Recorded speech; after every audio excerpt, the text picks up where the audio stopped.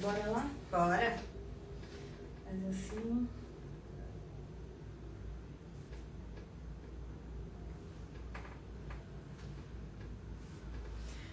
Sejam bem-vindos ao primeiro episódio do RPA Cast, é o podcast da Clínica Multidisciplinar RPA Zaffarani, localizada na Zona Norte de São Paulo. Eu sou a Camila, eu sou psicóloga na Clínica RPA e para a gente conversar sobre o nosso primeiro tema, que é saúde mental, eu estou aqui com a Regina Zaffarani, que é a diretora da Clínica RPA, estou aqui com o Carlos, que é psicólogo, também para conversar, dividir esse assunto com a gente. Regina, começa se apresentando, por favor. Boa noite, me chamo Regina Zaffarani, né? Sou responsável pela clínica. Aqui hoje, né, temos aí um grande assunto para a gente estar falando, um assunto muito importante, né? Um assunto que acho que é interessante para muitas pessoas, é um tema muito falado, né? E às vezes as pessoas não têm tanta informação sobre esse tema. Né? Então, estou aqui com a Camila como psicóloga, com o Carlos é psicólogo também, né? Para a gente trazer umas ideias, um pouco do nosso conhecimento, né? De como a gente pode estar ajudando em um pouquinho vocês. Hoje não vai ser, né, uma aula, né? Mas vamos ter aí algumas questões importantes, algumas dúvidas que vocês possam compartilhar, que vocês possam, né, nos ajudar também na dúvida de vocês, né? Sim. Carlos, se apresenta pro pessoal. Boa noite, gente. Meu nome é Carlos, né?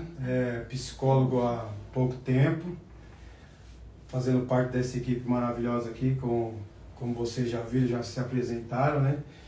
E a gente, nesses meses que passaram, a gente teve alguns debates aí via WhatsApp.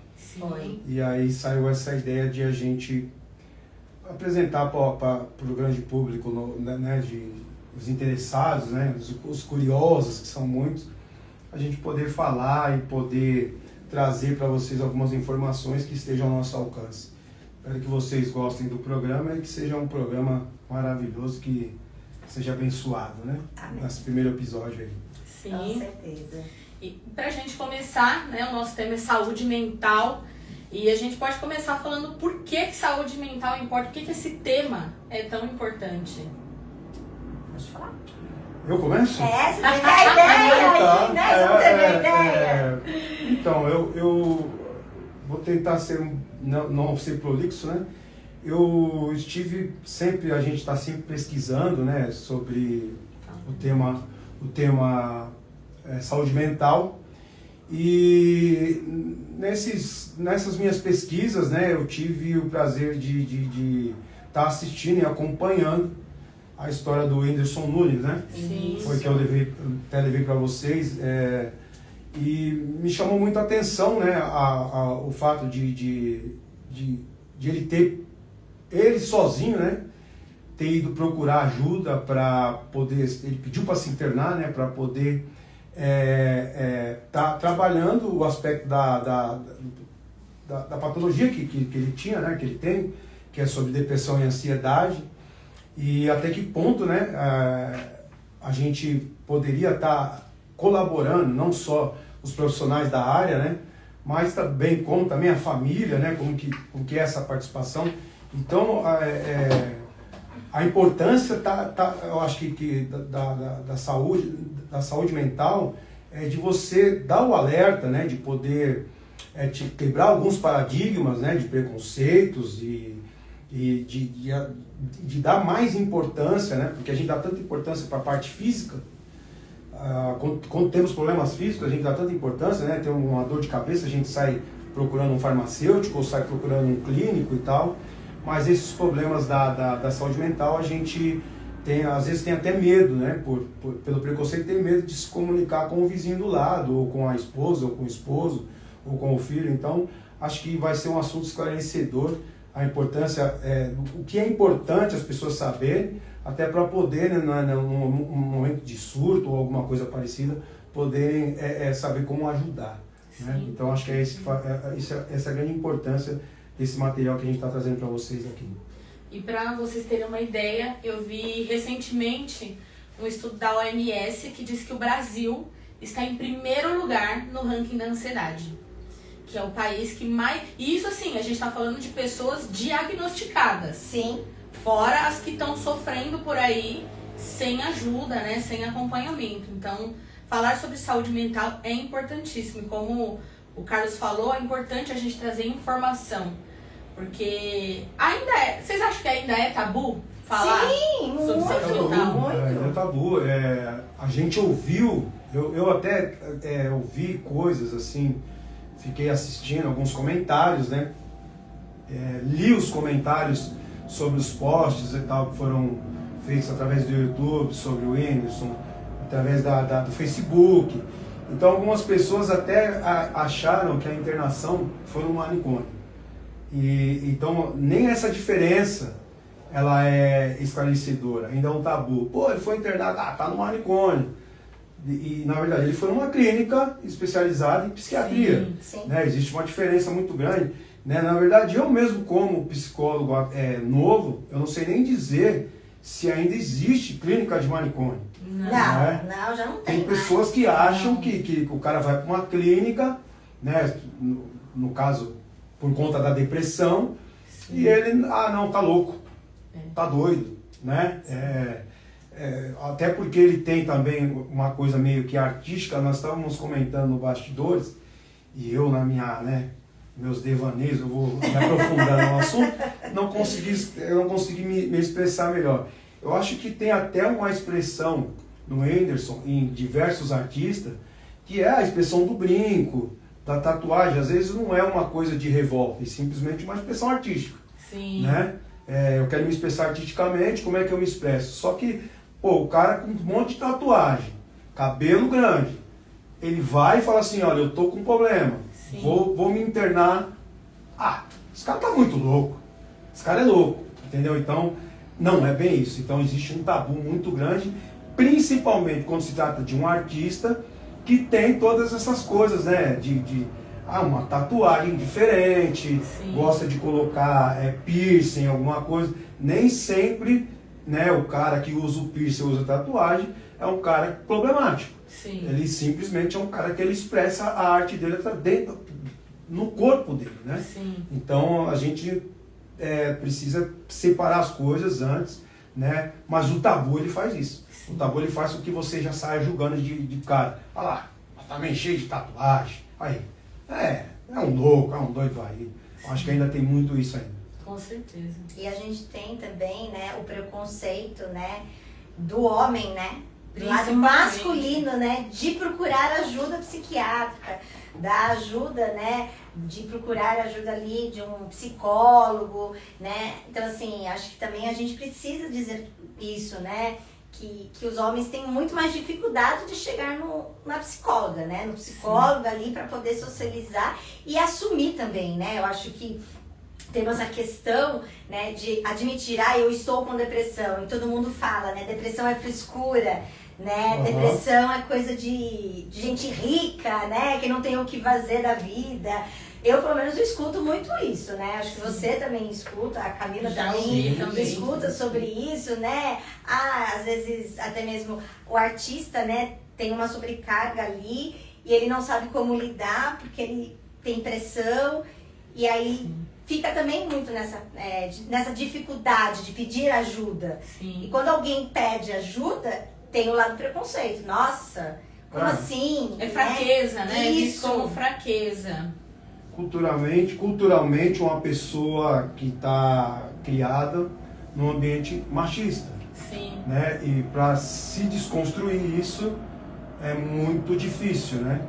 Os colegas às vezes dão a sugestão de procurar um profissional da psicologia ou psiquiatra, mas existe um bloqueio, né? Existe um bloqueio, existe uma crença que limita essa pessoa de procurar o profissional, né? Ele fala para os amigos, né? Estou fazendo terapia, é muito difícil. Sim. Quando ele tem a construção do machismo muito grande em si, né?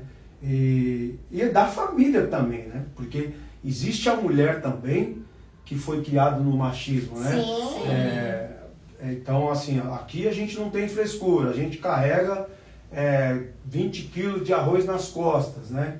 dependendo de onde essa pessoa mora, de onde ela vive, dificilmente ela vai procurar essa ajuda e vai conseguir lidar com essa questão, né? Ela vai se afundar mesmo na lama, vai procurar as coisas, né, que a gente vê aí, as drogas, a bebida, o álcool, o cigarro, o tabaco, enfim, mas ele não vai procurar o profissional, Sim. porque a cultura é melhor eu ficar bêbado, né, Do que eu buscar encher a minha ajuda, cara, né? do que eu buscar ajuda numa clínica terapêutica. Sim. E outro assunto relacionado que vem sendo falado também é a questão do aumento dos casos, né, com diagnóstico de saúde mental. Seja depressão, seja ansiedade, até o autismo as pessoas vêm questionando. Agora todo mundo é autista, agora todo mundo tem TDAH, né? O que está acontecendo que está aumentando, né? Eu acho que conforme a gente começa a falar mais sobre isso, as pessoas têm acesso à informação para buscar ajuda, né? Como vem sendo falado.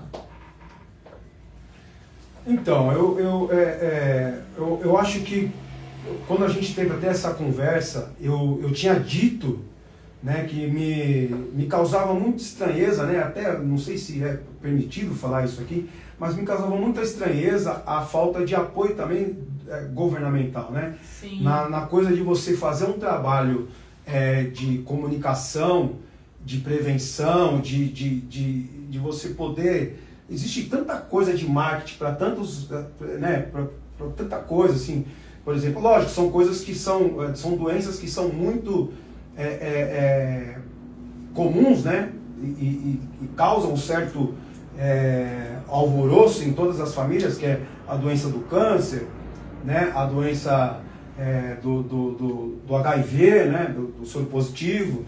Quando a família sabe que tem alguém com esse tipo de doença, existe um alvoroço, a imprensa ela vem, faz uma mobilização. Isso, e você vê cartazes em postos de saúde e tal, mas não existe, né? Você pode ir em 10 postos de saúde, não existe um cartaz falando sobre essa questão, né? De como e aonde procurar ajuda de uma equipe ou qualquer coisa que esteja trabalhando a causa da saúde mental e da depressão, que né? A gente já ouve falar há muito tempo que depois do câncer é a doença que mais mata. Sim, é verdade. E aí eu não vejo uma mobilização, né, governo e conselho de psicologia. Talvez o conselho faça, mas talvez o governo não esteja ouvindo, né?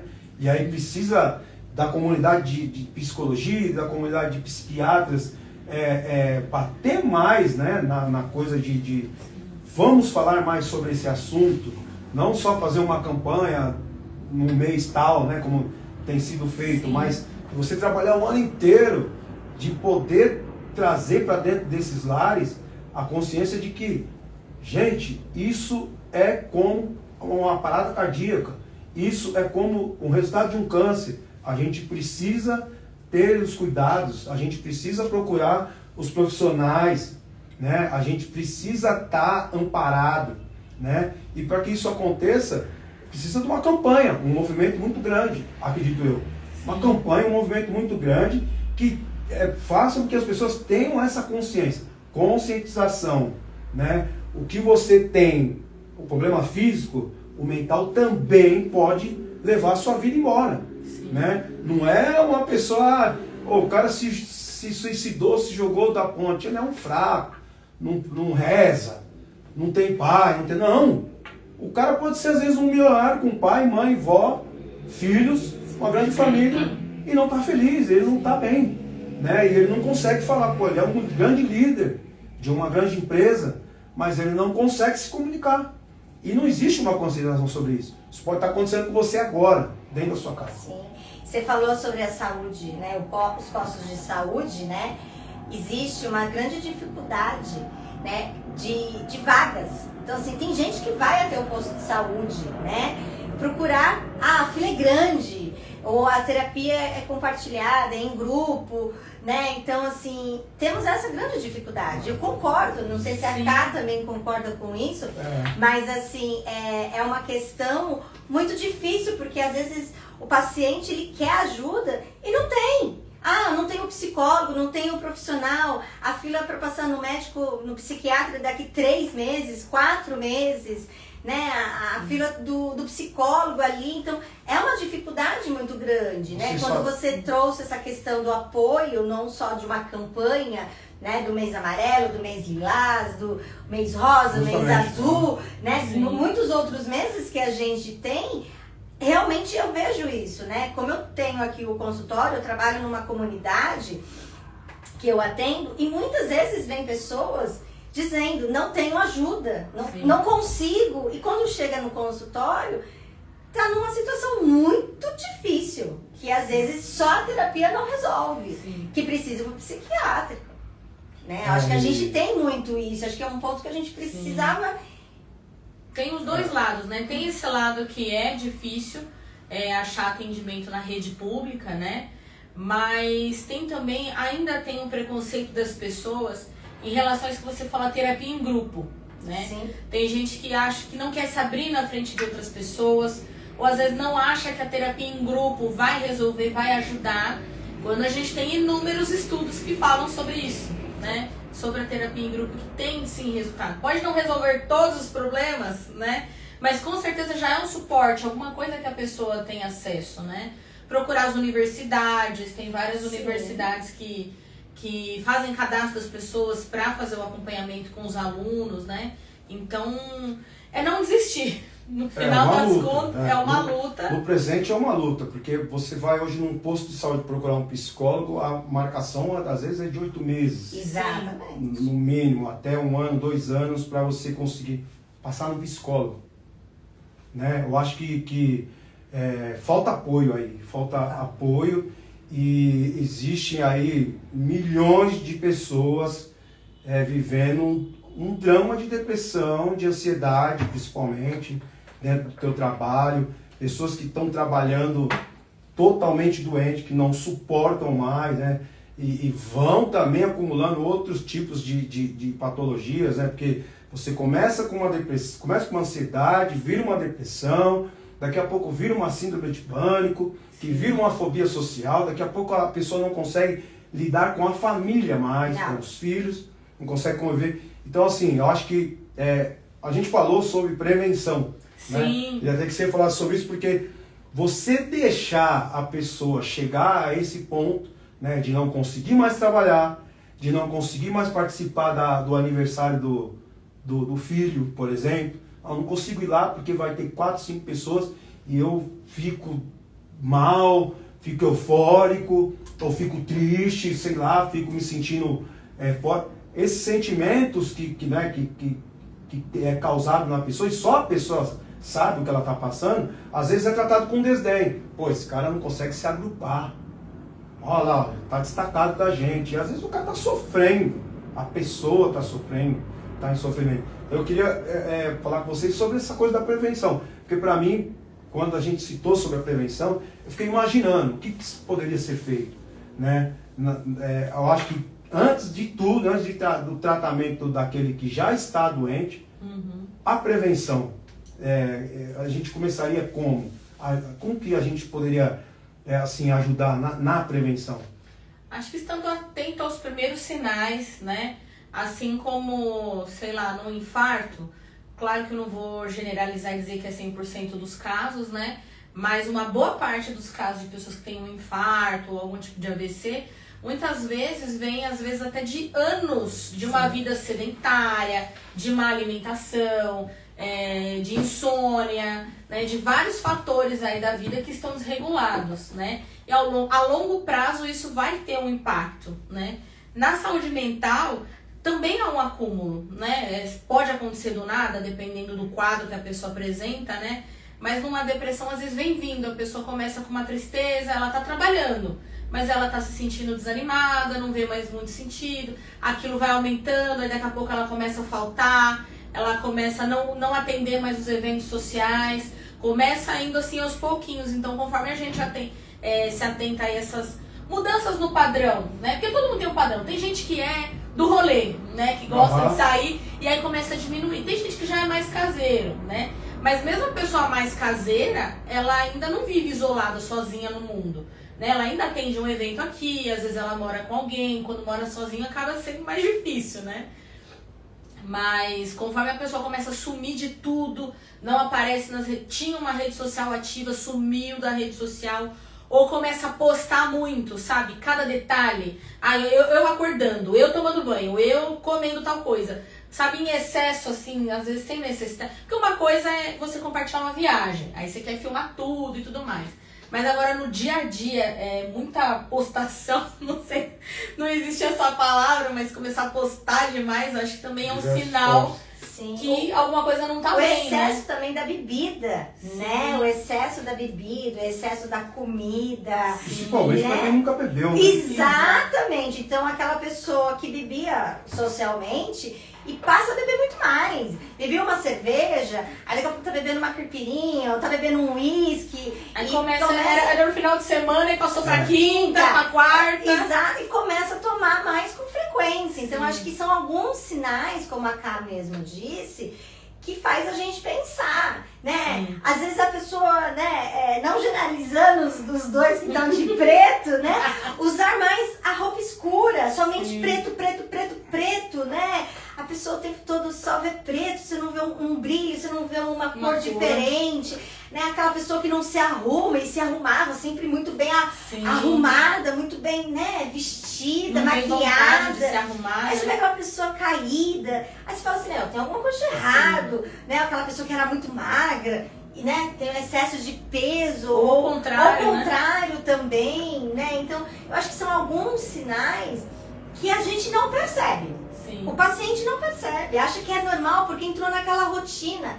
Não sei se vocês concordam, a gente tem muita questão de entrar na rotina, no hábito, no automático. Eu faço tudo no automático. Aquela pessoa também explosiva, às vezes, né? Ela começa a se irritar muito fácil com as coisas, com o trânsito, com o filho, com o marido, com o chefe, não pode discutir, descarrega em casa.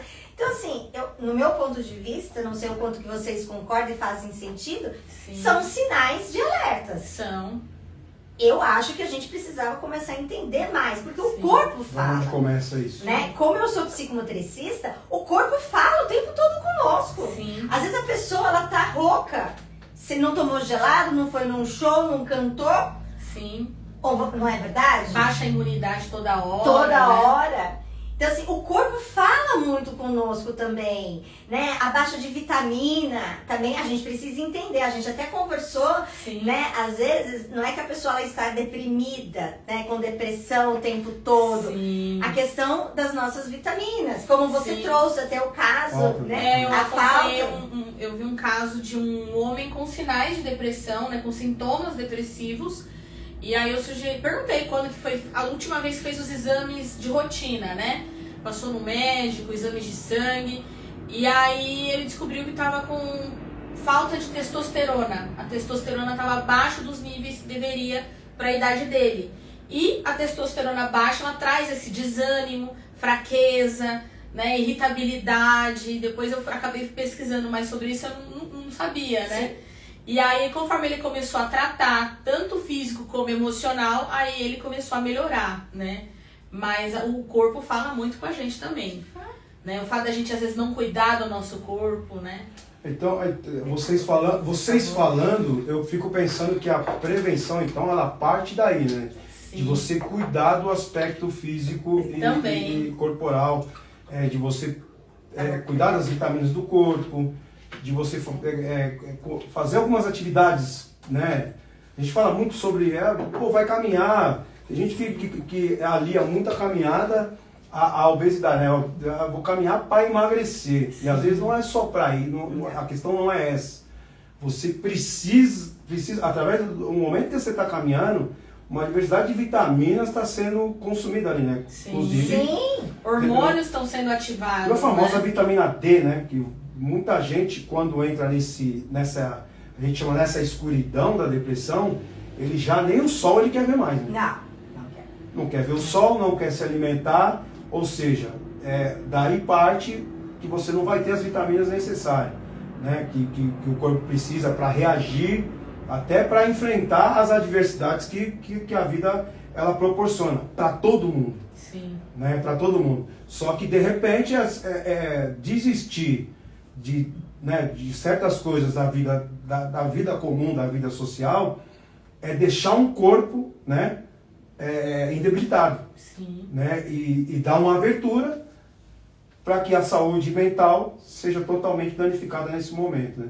Então a prevenção, acho que ela começa por aí, né? Como é que você anda na rotina do seu dia a dia, né? E acho que não só essa autocrítica, né, da gente se observar nesses sintomas, mas a gente também olhar para as pessoas ao nosso redor. Muitas vezes é difícil a gente ver esses sinais na gente mesmo, né? Porque às vezes assim, eu continuo trabalhando, eu continuo fazendo as coisas na minha casa, mas por dentro, a minha cabeça, minhas emoções tá uma zona, mas eu tô no automático fazendo as coisas. Então, às vezes, olhar para as pessoas ao nosso redor, perguntar se tá precisando de alguma coisa. Às vezes a pessoa de início ela vai falar que tá tudo bem, porque ela ainda não percebeu. Mas não desista, o fato da pessoa falar, não, tá tudo bem, eu não preciso de nada, não significa que ela não precisa de ajuda, mas fica de olho, né? Sim. Fica de olho, tenta se aproximar. A gente falou hoje mais cedo, né, nos bastidores da nossa cultura, né, do oi, tudo bem? É muito comum, a gente sempre pergunta para as pessoas. É automático, a gente chega assim, e aí, tudo bem? E aí a gente responde também no automático, tudo e você, tudo bem, e encerrou o assunto por ali. Mas será que a gente está realmente preparado para ouvir um não? Não tá não tudo tá bem? Eu preciso de ajuda? É difícil. É muito, deve ser 1% ou menos que responde um WhatsApp que acabou de um colega ligar e dizer, e aí, fulano, como é que você tá? Você tá bem? Quanto tempo? Aí o fulano fala, então, tá tudo muito ruim. Você até fica, meu Deus. Eu acho que você não responde. O que eu vou fazer agora? Exatamente. O que você vai falar? Não é nem o que eu vou falar, é como eu vou sair disso. E agora? Não esperava essa resposta, não. Então, geralmente, você vai falar, tá tudo bem. Né? Tá tudo bem. Até para terminar a conversa, porque, né, às vezes a pessoa não tá tão ruim que ela não tá afim nem de conversar, ela não queria nem responder. Sim. Né? E para não ser mal educada, ela responde, tá tudo bem. E você? E aí eu acho que eu vou levantar uma outra questão aqui, né? Será que a outra pessoa ela tem medo do julgamento dela falar não estou bem e ela ser julgada pelo problema dela e ser criticada? É por isso, sei lá, porque eu tô cheia de dívida, ou sei lá, tô com problema com meu filho, ou com a minha esposa, né? E a pessoa do outro lado vai falar, você tá brigando por causa disso, porque tem isso, ou não tem? Tem, para de ser chorão. Sim, você tá se lamentando por causa disso. Tem coisa pior, tem gente que tá lá passando fome, na guerra, né? A gente no hospital, morrendo, se enterrando. Então, assim, eu fiquei com essa dúvida. Sim, acontece muito, né? As pessoas têm esse medo porque justamente na hora que a gente precisa de uma ajuda, vem a pessoa e, isso é bobeira. Isso não é nada. Menospreza aquilo que você tá sentindo. Exatamente. Às vezes, eu falo por mim. Eu tenho uma tendência a exagerar, às vezes, assim, sabe? Fazer um drama e tudo mais. Mas, às vezes, eu preciso conversar sobre isso, né? E as pessoas não têm... Nem todo mundo tem essa empatia de, às vezes, ouvir e conversar. E não é menosprezar. Mas, às vezes, conversando com outra pessoa, a gente mesmo, às vezes, consegue chegar nessa conclusão de, nossa, eu acho que não precisava de tudo isso diante dessa situação. Mas as pessoas já vêm direto já na paulada, né, de isso é bobeira. Então, é difícil a gente encontrar uma rede de apoio de verdade, né? E é aí que vai também essa necessidade do paciente, né, que já está em estado, né, grave de ansiedade e depressão, onde a saúde dele já está por um triz, a rede de apoio, né? A formação dessa rede de apoio. Eu queria perguntar para vocês o que, nessa rede de apoio, qual o básico dela, né? Quem poderia participar dessa rede de apoio? Porque às vezes, com todo esse preconceito, né, que existe com esse, eu vou chamar de paciente, tá? Ou essa pessoa, com todo ainda as coisas, os os paradigmas que a gente precisa quebrar. Como é que se constrói uma rede de apoio para uma pessoa para não chegar no estado do Whindersson, né? Sim. De ele pegar e falar assim, ó, eu vou me internar. Porque assim, a confiança nas pessoas que estão do meu lado já não está sendo mais suficiente. Se é que existem pessoas que estão do meu lado. Porque às vezes a pessoa está do meu lado com aquele sentimento de dó. E isso não melhora. Não. Exatamente. Acho que não, né? Vamos falar isso, né? Olhar para mim com dó não melhora a situação, né? Então, assim, porque e você ter a consciência de que mas isso jamais vai acontecer comigo. Olhe, pense bem. Uhum. Pense bem, porque provavelmente você vai viver muito tempo, né? E um dia você pode aí ser uma pessoa, né? Uma pessoa que tem hoje 20 anos e amanhã ser um pai de 80 anos e teus filhos não vão nem te visitar. Exato. E aí a tal da solidão bate na tua porta. E aí como é que você faz? Você que lá tem 30 anos achava, não precisa de ninguém. Sim. Né? O que é essa rede de apoio básico dela? Acho que a rede de apoio básica, né, como você mesmo acabou de falar, eu acho que não é que é o perfeito. A gente não tem isso. Não sei se a Ká vai estar entendendo o que eu estou dizendo, mas assim, seria a família mesmo, né? As pessoas mais próximas de nós mesmo, né? Começaria com quem mora com essa pessoa. Exatamente, dar esse apoio. Se é pai, mãe, se é marido, esposa, filho, tio, né? tia, que tá próximo de nós. Mas foi o que a Ká falou. Às vezes quem tá próximo de nós não consegue ver. Sim. Porque eles não conseguem olhar para nós. Quantas vezes vocês tiveram dentro do consultório de vocês, nos atendimentos de vocês, que um dos pacientes disse assim para você: minha mãe olhou para mim, meu marido disse para mim, vai procurar ajuda que você precisa de um psicólogo. Quando eu ouço isso, é geralmente num tom pejorativo. Exato. Não num tom de incentivo, assim, olha, procura ajuda profissional porque eu quero que você melhore, assim. Exato. E deve estar doido, melhor procurar ir psicólogo, fazer uma coisa, né? Então, quando você diz isso pra mim, eu penso assim, eu não sei o quanto vocês concordam, mas a ajuda teria que vir de casa, das pessoas muito mais próximas. Às vezes, a ajuda vem de fora, alguém do trabalho. Sim. Eu já tive isso. Alguém do trabalho falou assim, vai procurar ajuda, acho que você não tá bem. Eu acho que você tá precisando, olha o que você tá fazendo. Olha, você era feliz, olha, você era triste. Você tá mais mais triste agora. Às vezes as pessoas de fora, uma comunidade, na igreja, quem participa, aí tem a parte da parte espiritual. Que nos ajuda muito. Sim.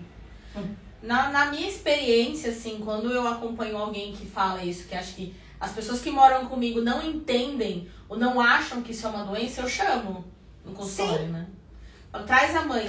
No próximo atendimento vem a mãe também, vem o marido, vem a esposa, vem a pessoa, vem todo mundo. Todo mundo que mora com você vem, que a gente vai conversar sério isso aqui. Pra colocar, trazer informação, porque às vezes é o que a gente vem falando desde o começo, né? Falta informação, as pessoas vão espalhando até já tem estudo sobre isso, né? Que a fake news, ela se espalha 6 vezes mais do que uma notícia verdadeira. Sim. Então as pessoas, elas gostam mais da fake news do que da verdade. Então quando... A mentira que vira a verdade, né? Isso, exatamente. Aí daqui a pouco as pessoas estão acreditando em, sei lá, qualquer coisa, né? Então, eu sempre chamo a família e falo, vamos conversar sério aqui, né? Eu tô falando isso com base em estudo, não tô tirando isso da minha cabeça, da minha opinião. Isso é real, isso é um problema. E a partir do momento que a pessoa tá numa doença mais grave, numa depressão mais grave, isso se torna a responsabilidade de vocês. E vocês vindo aqui, me ouvindo falar, né, recebendo essas informações, a responsabilidade passa a ser de vocês, né? Aí rola um choque, assim, de início, Sim. né? Sim. Então, você falou sobre isso e se todos os psicólogos pudessem fazer isso, né? Sim.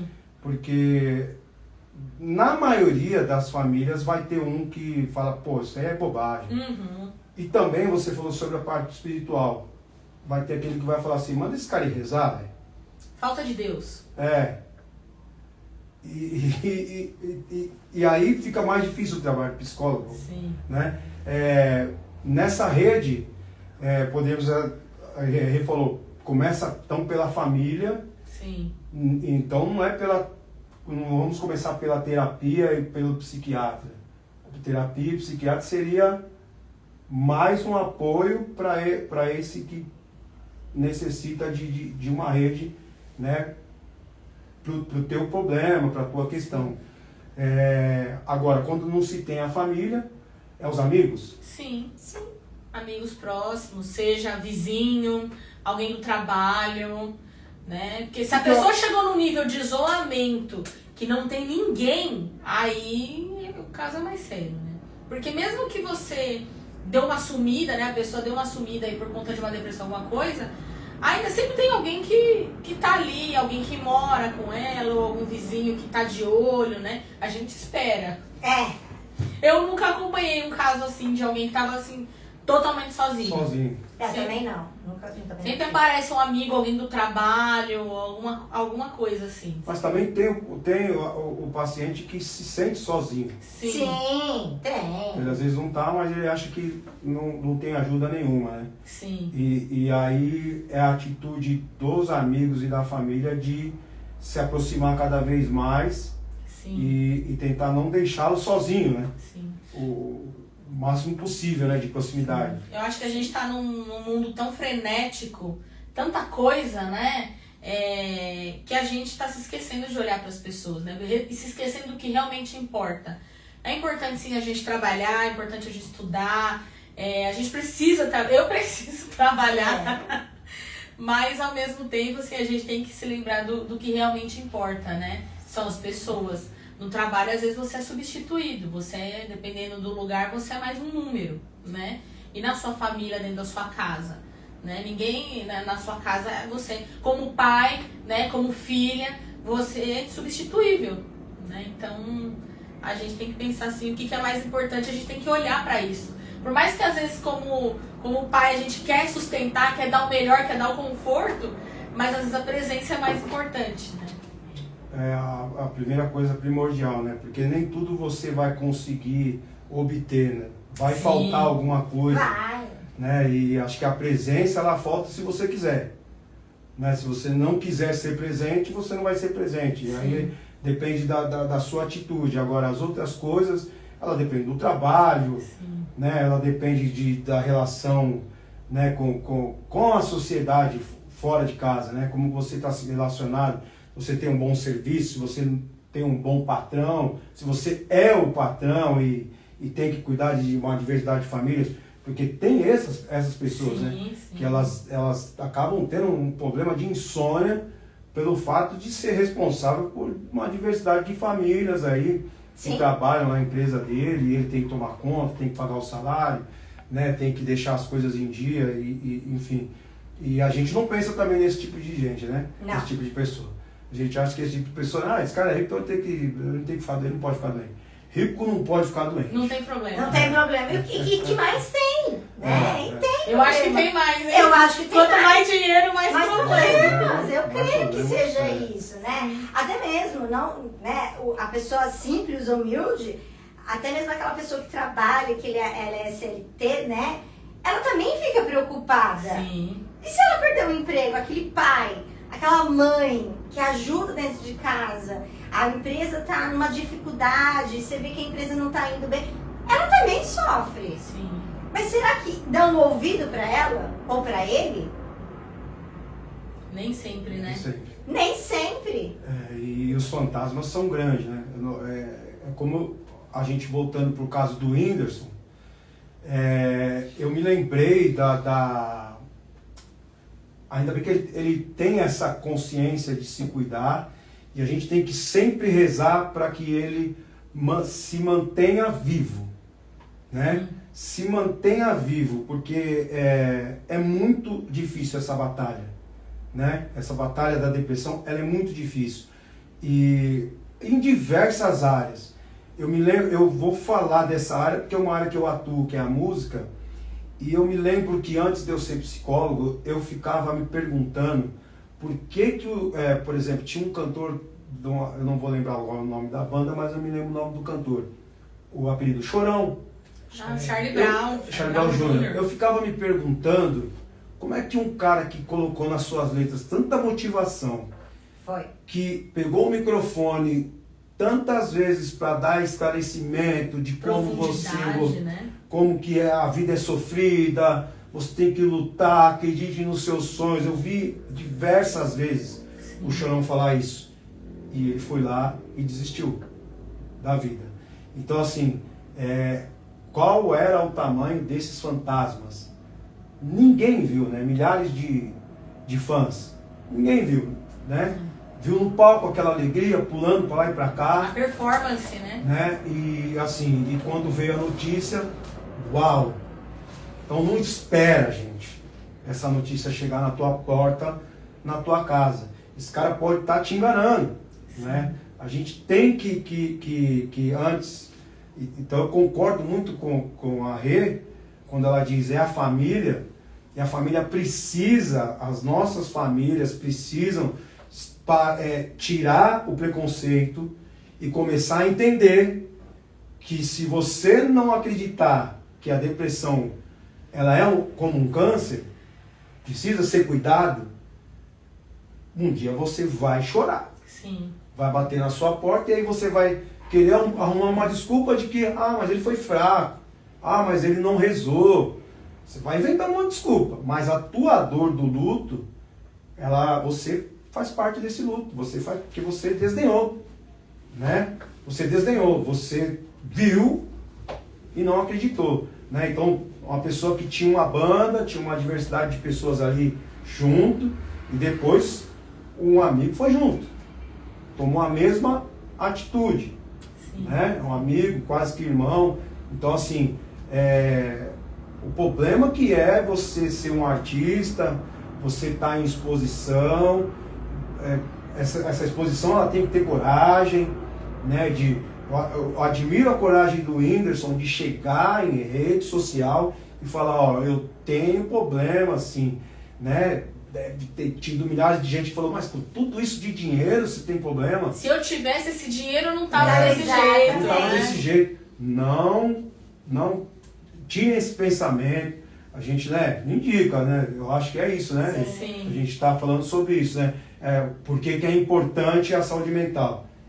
São essas questões da saúde mental que levam a gente a perder entes queridos, né?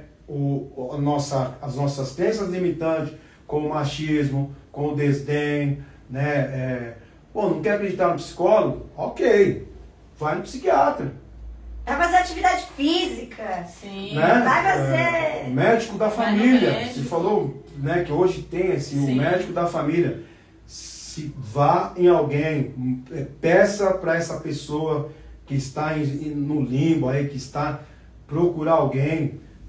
E assim, para mim, né, se mantenha vivo. Se mantenha vivo. E aí, eu vou levantar uma questão que a gente pode estar falando isso mais pra frente, né? Não é só o adulto que tem depressão. Não. Hoje, os nossos adolescentes, criança,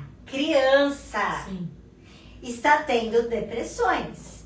E o pior, né? Tá procurando ajuda na internet. Exatamente. E a gente tem muitos casos de adolescentes com depressão, que os pais não olham, não conseguem identificar, acham que é uma fase da adolescência, da aborrecente, porque brigou com o amigo da escola, se corta, e aí, por não conseguir ter ajuda de dentro de casa, às vezes por causa do preconceito, o que acontece? O índice está muito maior de suicídio. A partir de 15 anos, entre 15 e 29 anos, nessa população de 15 a 29 anos, o suicídio mata mais do que acidente de carro, do que câncer.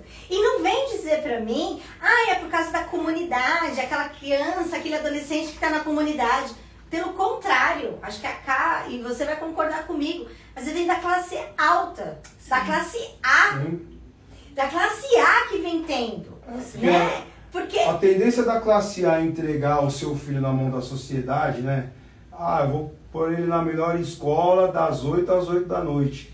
Aí ele chega, dorme e não convive com a família. Não! Ele é criado pelo ambiente ali, pelos amigos, sei lá. Porque tenho que fazer parte daquele padrão, eu tenho que ter aquele celular, eu tenho que ter aquela roupa. Então assim... E o amor faz falta, né?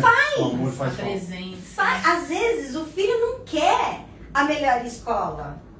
Às vezes o filho não quer aquela roupa, aquele tênis. O filho só quer o quê? Que o pai vá na porta da escola e pegue ele. Filho, como que foi na escola? Como que foi hoje na prova? O que você conseguiu? A mãe vai lá e vai buscar. E ouvir o que o filho está dizendo. Porque a gente fica no automático. Sim. A gente fica no automático. Quando a gente vai buscar o filho, o sobrinho na escola, eu me lembro muito bem que quando eu ia buscar os meus sobrinhos na escola, eu perguntava como foi na escola, como foi no lanche, o que você fez? Júlio, Giovanni, o que você fez? Às vezes eu vou buscar Maria Gabriela, Matheus, como que tá na escola? Não vou, mas eu ligo. E aí, como que foi? Como foi na prova? Isso pode fazer uma grande diferença. Com certeza. Na vida dos filhos e nos sobrinhos nossos. Sim. Não é um celular, não é isso que vai fazer dar pra ele o melhor. No meu ponto de vista, eu penso dessa forma. Perfeito. E pra gente... Que bom que você lembrou das crianças, né? Sim. E dos adolescentes, porque acho que a gente tem aí um tema muito interessante pra gente falar, né, Cá? No sentido de falta esse olhar. Eu escuto muito, só pra concluir, eu escuto muito aqui no consultório, eu atendo muito adolescente dizer assim, o pai diz, é frescura. Ai, tem tudo. Tem a melhor escola, tem o melhor celular, tem a melhor... tudo. Viaja cada 2 vezes no ano, vai pra fora. Mas não é isso. A gente precisa abordar sobre alguns aspectos que são importantes na vida, na natureza humana, né? Sim. A empatia, por exemplo, né? De você se colocar no lugar do teu filho, né? Não de você só ficar lembrando quem foi você quando era criança, né? Porque talvez o lance da depressão seja genética. Sim. Acredito que sim. Também. Tem algumas experiências, algumas coisas científicas que dizem que é a genética. Sim. Mas nós somos diferentes, Sim. né? Até mesmo sendo pai, filho, vice-versa, nós somos diferentes, nós vivemos culturas diferentes e vivemos de gerações diferentes. E assim, quando se aborda muito sobre essa geração Z, é uma questão que a gente tem que estar em cima mesmo, não pode ser uma coisa que seja muito pesada, não, tem que ser uma coisa tranquila, a gente tem que ter a nossa empatia como pai, como filhos, né, que somos, e de mudar a nossa crença, sim, não é porque nós somos criados de repente, né, abaixo de chinelo, paulada, que nós vamos ter que fazer a mesma coisa, a repetição, vamos fazer a mesma coisa que vai dar certo. Eu acho que não cabe isso, né? Sim. A empatia de olhar para essa pessoa e ver se ela já não está vivendo esse momento de ansiedade, né? De o filho ter que provar, quero provar para meu pai que eu sou bom, né? O pai que quer invadir o campo de futebol porque o filho não está fazendo gol, né? Todas essas coisas precisam ser analisadas aí, se não está provocando nessa criança, né, essa ansiedade. E com essa ansiedade, logicamente, com o tempo vai gerar uma depressão que na adolescência vai ficar muito pior. Com certeza. E pra gente ir caminhando pro final, que acreditem se quiser, já passamos de 50 minutos. Ficaríamos aqui mais 50, com certeza. Com certeza, mas Regina, vamos começar com você. Deixa uma mensagem de incentivo para as pessoas sobre saúde mental, para buscarem. Eu acho que nesse momento o incentivo é olhar para vocês. Vocês são importantes, né? Não é o outro. Não se preocupe com o julgamento, com a crítica, né? Vá procurar ajuda, não tenha vergonha, né? Não tenha medo, né? Terapia não é uma coisa ruim.